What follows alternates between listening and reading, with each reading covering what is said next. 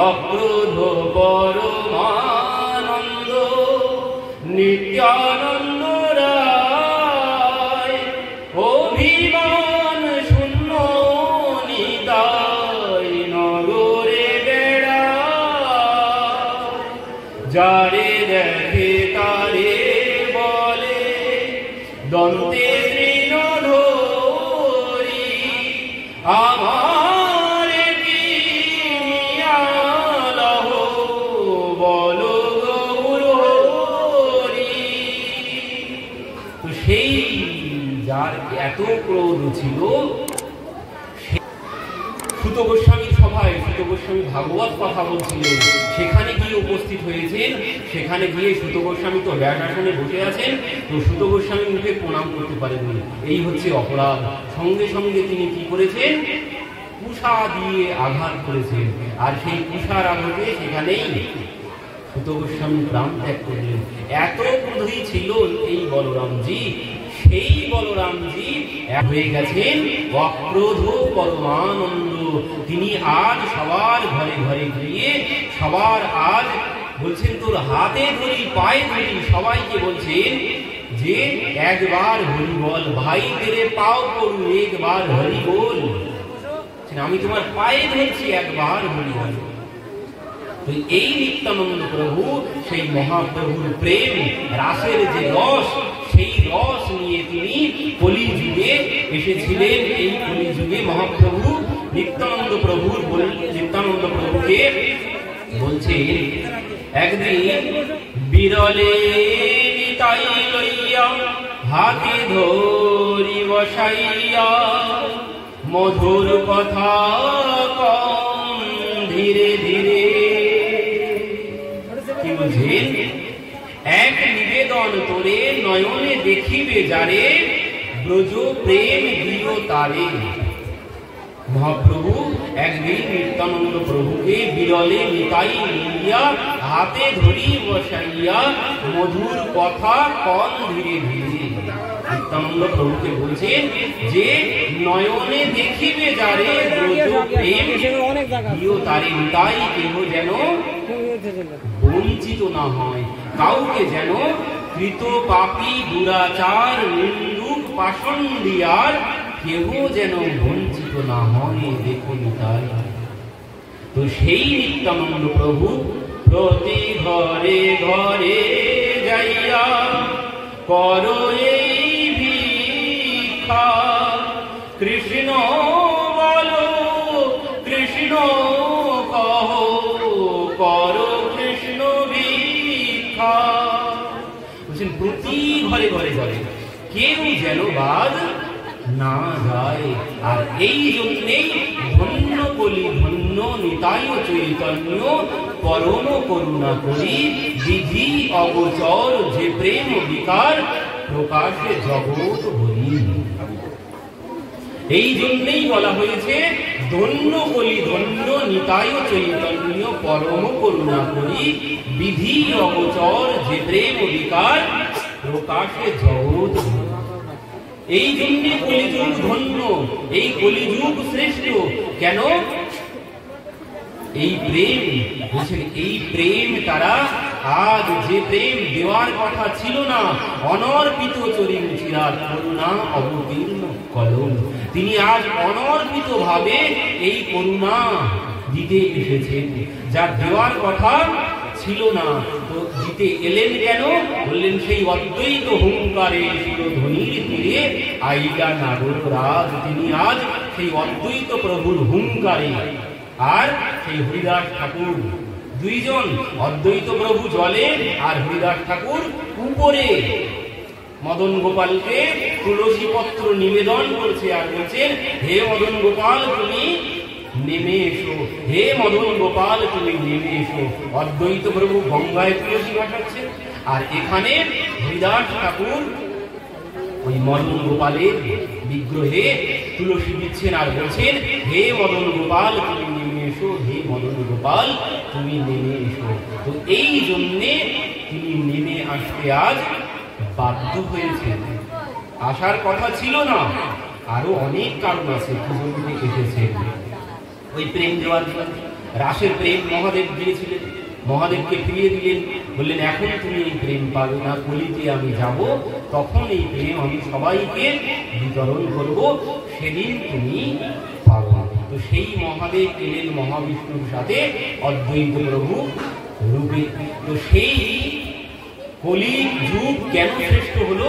কলি যুগ শ্রেষ্ঠ হলো এই জন্যে যে এনারা দুইজন আজ অযাচিত ভাবে অনর্পিত, যা দেওয়ার কথা ছিল না, তবুও তারা করুণা করে এই প্রেম দিতে এসেছেন।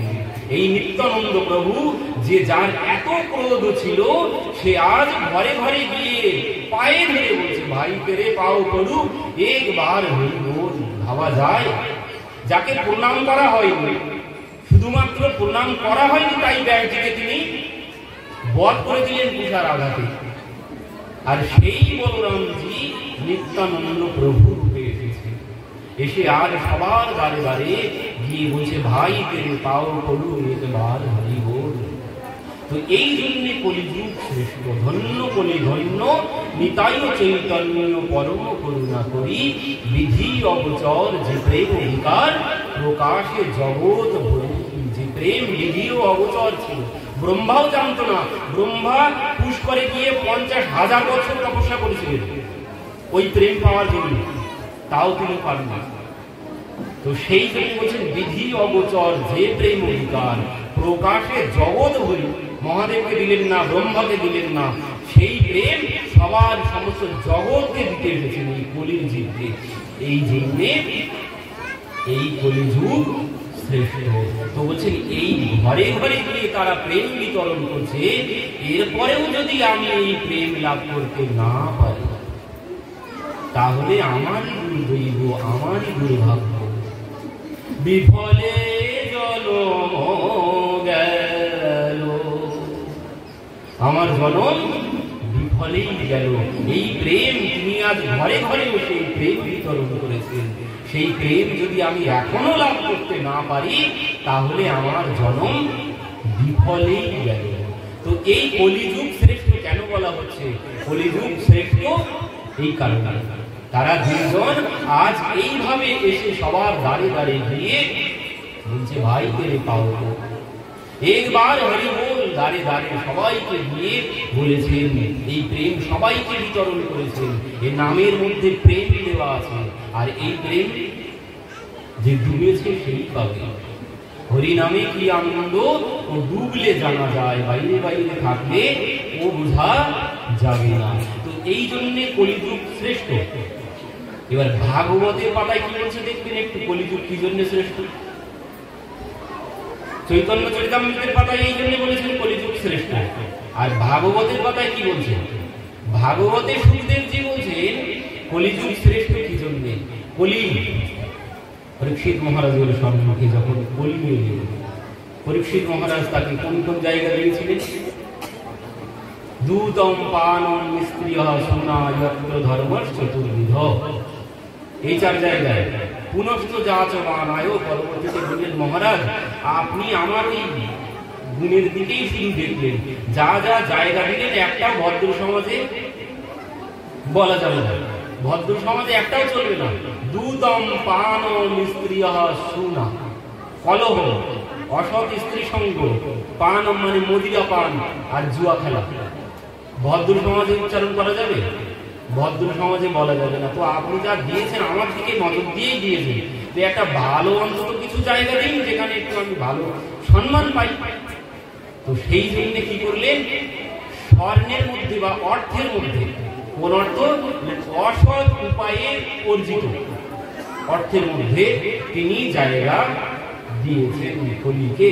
তো এই 5টি জায়গা তিনি দিয়েছেন। কেন দিয়েছেন? কেন দিয়েছেন কলিকে এই 5টি জায়গা কেন দিলেন পরীক্ষিত মহারাজ? কলি বলছেন, মহারাজ আপনি ঠিকই ধরেছেন, আমার মধ্যে অবগুণ ছাড়া কোনো ভালো গুণ আমার মধ্যে নেই, আমিও স্বীকার করছি। কিন্তু মহারাজ আছে একটা গুণ আমার মধ্যে আছে, একটা খুব ভালো গুণ আছে, খুব বড় গুণ আছে আমার মধ্যে। সেটি কি? তো মহারাজ বলছেন, বলো দেখি।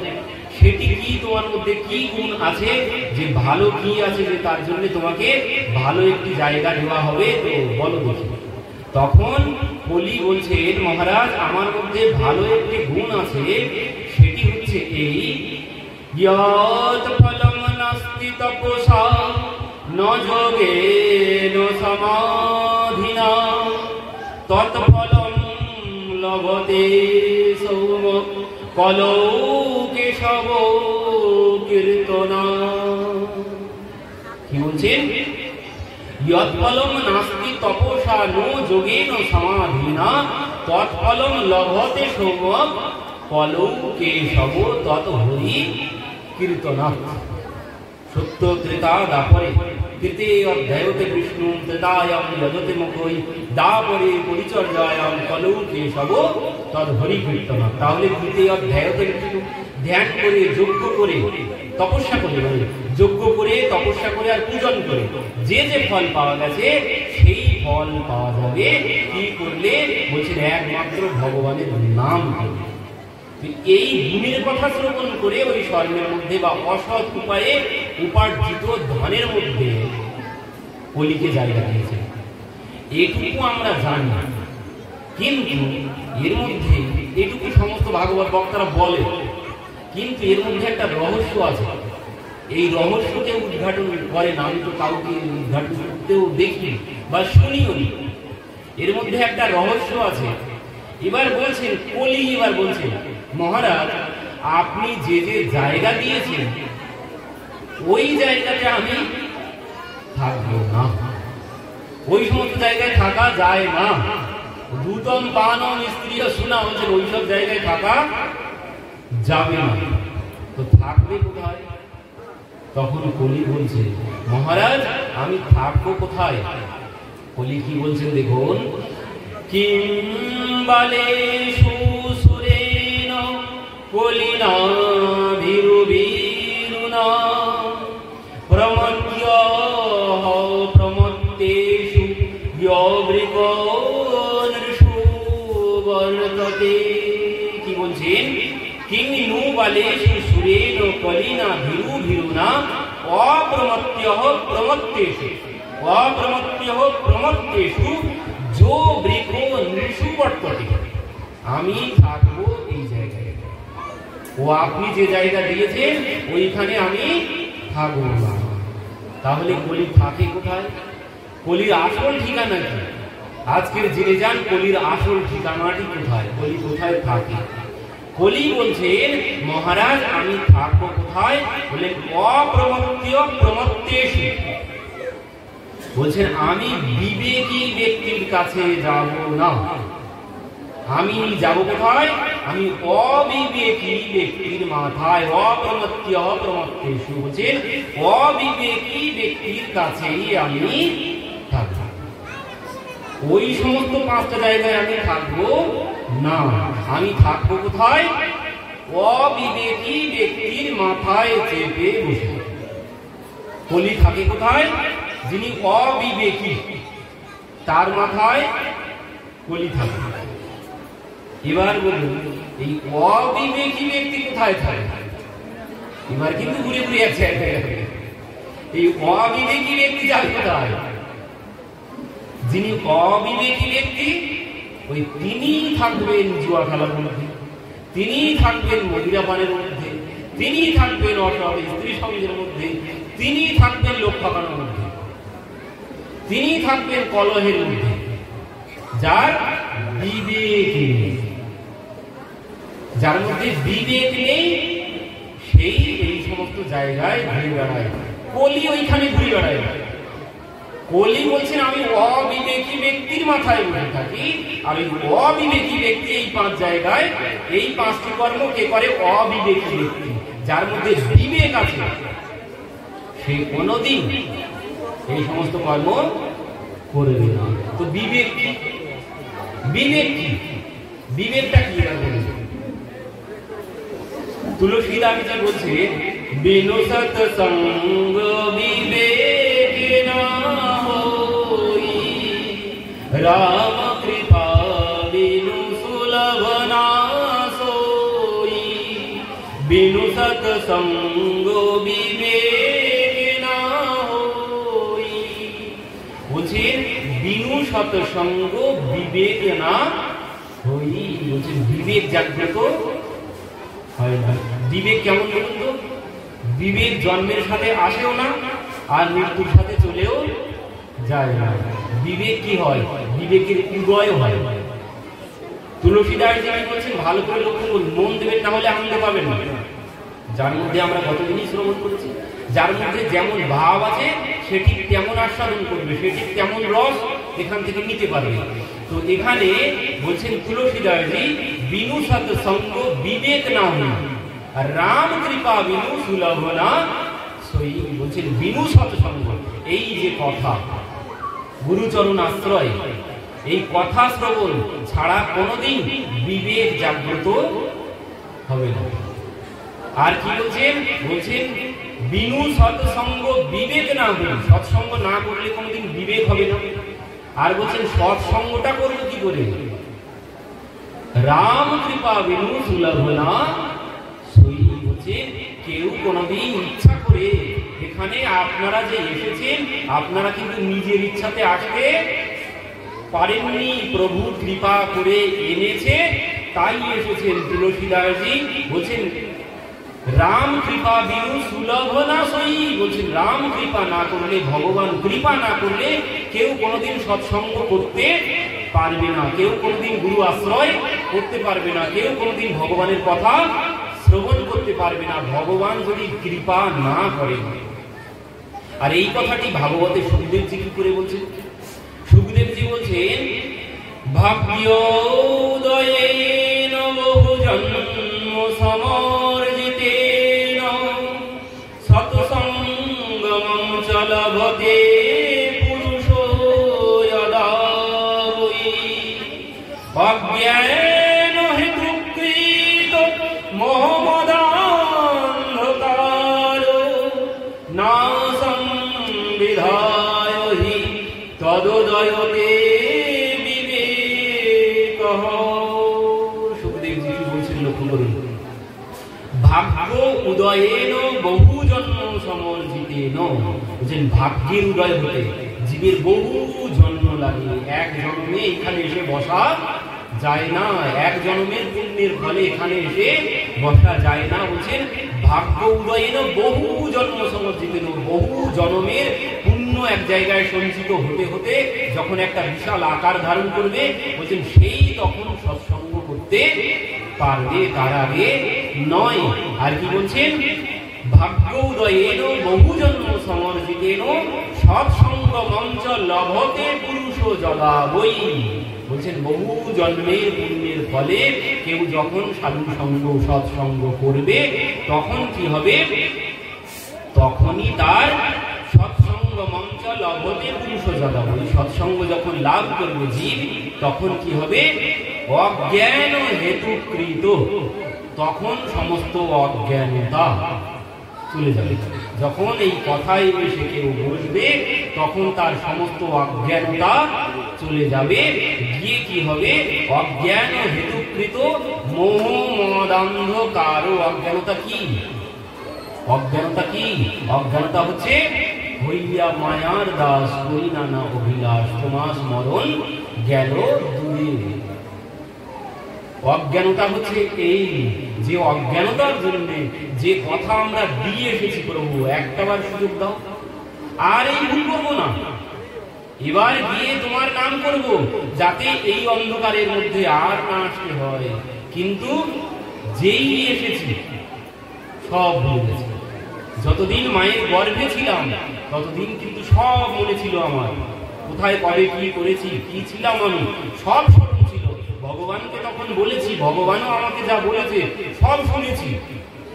কিন্তু যেই এখানে এসেছি আর আমি যে কে, কোথা থেকে এসেছি, কি জন্য এসেছি সব ভুলে গেছি। কেন?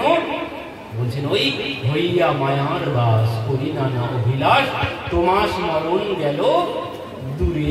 তোমার কথা সব ভুলে গেছি, এখন হয়েছি মায়ার দাস। মায়ার দাস হয়ে এখন ভুলে গেছি আমি কে আর কে আমার কেন যারে তাপত্রয়, এত দুঃখ যন্ত্রণা কি জন্য ভোগ করছি, সব ভুলে গেছে। এই জন্যে বলছেন যতদিন মায়ের গর্ভে ছিলাম ততদিন কিন্তু সবাই কথা দিয়েছি, সব তখন স্মরণ ছিল। এই জন্য তুলসীদাস যে একটি কথা বলছেন, ভূমি পরত ধাবর পানি জিমি জীবহি মায়ালে কোটানি। রামচরিতমানসে তুলসীদাস বলছেন, কি বলছেন? ভূমি পরত ধাবর পানি, বর্ষা যখন উপর থেকে নিচে পড়ে, যতক্ষণ না ভূমি স্পর্শ করছে ততক্ষণ কি হয়? একদম স্বচ্ছ নির্মল পরিষ্কার। যতক্ষণ না বৃষ্টির ফোঁটা ভূমিতে পড়ছে ততক্ষণ একদম স্বচ্ছ পরিষ্কার পান করা যাবে। কিন্তু যেই ভূমিতে স্পর্শ করছে তখন কি হচ্ছে? তার আর সত্তা আছে? সে কাদার সাথে মিশে কাদা হয়ে গেছে। তো আমাদেরও ওই অবস্থা একই হয়েছে। যতদিন গর্ভে ছিলাম ততদিন ওই বৃষ্টির ফোঁটার মতো স্বচ্ছ নির্মল পরিষ্কার ছিলাম, কিন্তু যেই এই কাদা এসে পড়েছি, ওই কাম ক্রোধ লোভ মোহ মদ মাৎসর্য রূপী কাদা আমাকে একদম কাদা মেখে বসে আছে। আমি যে কে দেখেই চেনার কোনো উপায় নেই, আমি যে কৃষ্ণের দাস সে কথা বোঝার কোনো উপায় নেই, একদম জ্বলে পুড়ে ছাই হয়ে গেছে। ওই যে এখানে বন ছিল, সে বন সব ওই আগুনে সংসারের তাপে সব যেন পুড়িয়ে ছাই হয়ে গেছে। সে আর চেনার মতো কায়দা নেই যে এখানে একটা বন ছিল। তো আমাদের ওই একই অবস্থা হয়েছে। আমি যে ভগবানের দাস, এ আমার আর দেখে বোঝার কোনো উপায় নেই। আমি এখন কার দাস? আমি এখন সংসারের দাস, আমি এখন পত্নীর দাস, আমি এখন পতির দাস। সব থেকে বড় দাস কার? সব থেকে বড় দাস হচ্ছে অর্থের দাস। আমি এই সংসারের দাস হয়ে গেছি।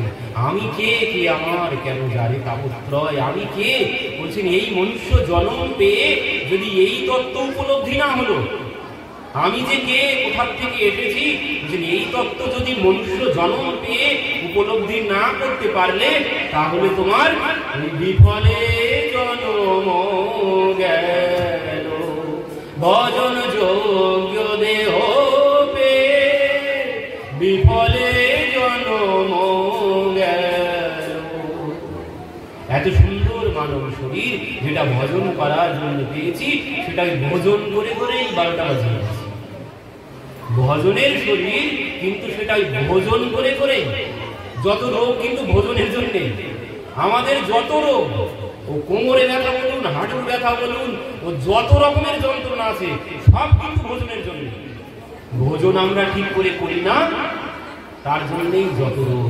তো বলছে ওই যমরাজ, আমরা সেদিন একটা কথা শুনছিলাম যে যমরাজ বলেছে, কাদের কাদের তুমি আমাকে নিয়ে আসবে আমার এখানে, দুধদের বলে দিচ্ছেন। তো সেখানে এই কথা বলেছেন, বলছেন যারা এই ভজন করার জন্য, যাদেরকে এই মানব শরীর ভগবান দিয়েছে, তারা ভজন না করে ভোজন করে করে শরীরটার 12টা বাজিয়েছে। সুগার, প্রেশার, কোলেস্টেরল, কত কিছু। যে ভজনের শরীর, কিন্তু ওই ভোজন করে করে তার 12টা বাজিয়ে দিয়েছে। এখন আর ভগবানের নাম করি কি করে? মাজায় যন্ত্রণা, হাঁটুতে ব্যথা, তারপরে নানান রকমের ঘাড়ের ব্যথা, নানান রকমের স্পন্ডিলাইসিস, নানান রকমের প্রেশার, প্রতিদিন একটা করে ট্যাবলেট খেতে হয়, না হলে সুগার, নানান রকমের সমস্যা। ভগবানের নাম করার মতো অবস্থাই নেই, বসতেই পারছি না। তো ভগবানের নাম করবো কি করে? কেন বসতে পারছি না? সেটা তোমারই দোষ, এটা ভগবানের দোষ না। আমরা ভগবানকে দোষ দিই, এটা ভগবানের দোষ না। বলছেন তিনি যেভাবে চলতে পাঠিয়েছেন, তুমি তো তার ফর্মুলা একটাও মানলে না। তুমি তোমার ইচ্ছা মতো। ভগবান কি বলেছে? ভগবান বলেননি নলকুয়ার আর মণিগ্রীব। তারা কি বলেছিলেন বলুন তো? নলকুয়ার আর মণিগ্রীব মানে ঠকে শেখার পরে, ঠকেই সব থেকে বেশি শেখা যায়। তো এরা ঠকে শিখেছে। যখন সেই বৃক্ষ হয়ে গেল, দেবর্ষি নারদকে অপমান করলেন, উলঙ্গ হয়ে স্নান করছেন। দেবর্ষি নারদ যখন যাচ্ছে সেখান থেকে, ওইভাবে উলঙ্গ অবস্থায় জলের মধ্যে থেকে উঠে দণ্ডবোধ মহারাজ, ব্যঙ্গ করে অনেকে বলে, তো সেখানে দেবর্ষি নারদ অভিশাপ দিয়ে দিলেন, এইভাবে বৃক্ষের মতো উলঙ্গ হয়ে আমার সম্মুখে এইভাবে ব্যঙ্গ করে প্রণাম করছিস, যা তোরা বৃক্ষ হয়ে যায়। তো এবার গিয়ে পরে যখন চরণে গিয়ে পড়লেন, বললেন ঠিক আছে, অভিশাপ তো দিয়েছি, আশীর্বাদও দিচ্ছি, বৃক্ষ তোরা যেখান সেখানকার হবি না, ভগবানের গৃহের সম্মুখের বৃক্ষ হবি, ভগবানকেই দর্শন করবি, আর ভগবানই তোদেরকে উদ্ধার করবে। তো ভগবান যখন এনাদেরকে উদ্ধার করলেন, তখন এনারা দুইজন কি বলছে, এনারা দুইজন এবার কি বলছে, এমন কোন পাপ কর্ম নেই এরা দুজন করেনি। কেন? কারণ অর্থমন্ত্রীর ছেলে, মুখ্যমন্ত্রীর ছেলে মেয়ে যদি কেউ হয়, মুখ্যমন্ত্রী ছেড়ে দেন, গ্রামের প্রধানের ছেলে মেয়ে যদি হয়, তাদের পাওয়ার কতটা দেখবে। তো এরা এই জগতের অর্থমন্ত্রীর পুত্র, নলকুবারা মন্ত্রী, কুবেরের পুত্র, কুবের হচ্ছে অর্থমন্ত্রী, ভগবানের অর্থমন্ত্রী। তো এই অর্থমন্ত্রীর ছেলে, এরা এমন কোন পাপ কর্ম নেই যা করেনি, সব করেছে। তো এবার এরা বলছে তাদের মুখে তারা এখন কি বলছে, এখন বলছেন ভগবানের সম্মুখে করজোড়ে দাঁড়িয়ে, বাণী গুণানুকথনে শ্রবণ কথায়ং হস্ত চ কর্ম সুমনস্তব পাদয়োর্নঃ স্মৃত্বা শিরস্তব নিবাস জগৎ প্রণামে দৃষ্টি শতম চ দর্শনে ভগবত্তনুনা। এই শ্লোকের অনেক বড় ব্যাখ্যা। বলছেন বাণী গুণানুকথনে, এই যে বাণী, এই যে কথা বলছি, বলছেন এই বাণী প্রভু তুমি কি জন্য দিয়েছো?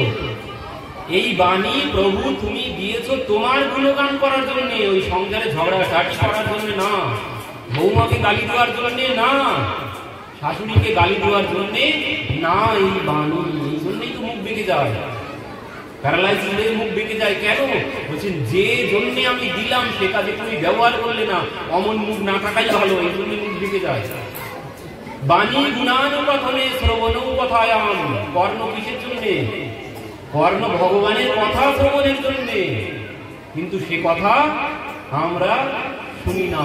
এই সংসারের গল্প, সিরিয়াল, নানান রকমের কথা শুনতে ভালোবাসি, ভগবানের কথা শুনতে আমাদের ভালো লাগে না, সেই জন্য কিছুদিন পর কানটা শোনাও বন্ধ করে দেয়। বাণী গুণানুকথনে শ্রবণ কথায়াম হস্তৌ চ কর্ম সুমনস্তব পাদয়োর্নঃ। বলছেন এই হস্ত কিসের জন্য? যেন হস্ত তোমারই সেবা করার জন্য, এই চরণ কিসের জন্য? তোমার ধামে গমন করার জন্য, যেখানে তোমার কথা হয় সেখানে যাওয়ার জন্য। আর এই শির, এই মাথা কিসের জন্য? বলছেন এই মাথা তোমার সম্মুখে, তোমার ভক্তের সম্মুখে নিচু করার জন্য, ভক্তের চরণে এই মাথা নিচু করার জন্য। কেন? বলছেন ভগবত্তনুনাম, ভক্তের চরণে এই মাথা নিচু করার জন্য। বলছেন ভক্তের চরণে মাথা নিচু করতে হবে কেন? যে ভক্তের চরণে এই জন্য মাথা নিচু করতে হবে, ভক্ত আর কেউ না, ভক্ত হচ্ছে তোমারই স্বরূপ, ভক্ত হচ্ছে ভগবানেরই স্বরূপ।